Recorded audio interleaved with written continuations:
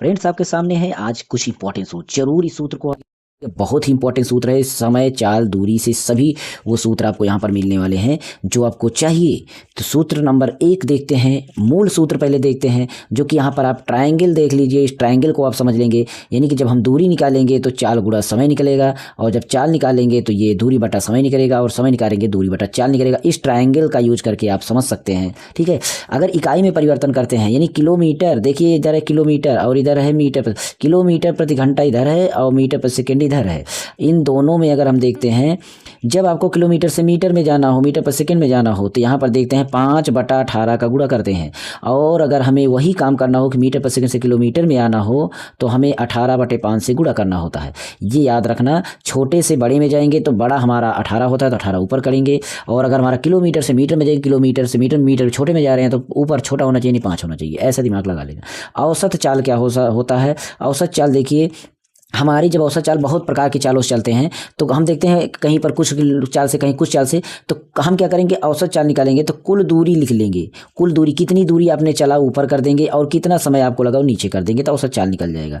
औसत चाल आप इस तरीके से भी निकाल सकते हैं, 2AB का सूत्र रख करके, जहाँ की AB क्या होंगी, अलग अलग चालें होंगी। यहाँ पर फिगर आप देख सकते हैं, ये इस तरीके से आपका यहाँ पर कुछ दूसरी चाल, यहाँ पर दूसरा चाल, इस तरीके A चाल और B चाल के हिसाब निकल।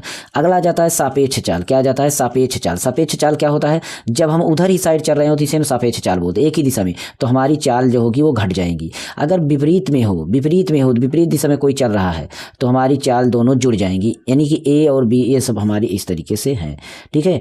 इसके बाद हम देखते हैं मिलने का समय। जब कभी भी किसी चीज़ का मिलने का समय, मीटिंग टाइम पूछा जाता है, तो हमारे देखेंगे कि वो चाल हमारी विपरीत दिशा में वो दोनों चल रहे हैं, ट्रेन हो, बस हो, कुछ भी हो, विपरीत में हो तो वो जुड़ जाएगा, भी यहाँ पर बताया गया। और दूरी बटा हमारा चाल, इसमें भी दूरी बटा हमारा चाल, यानी समय उसमें निकालना, एक ही दिशा में हो तो घट जाएगा।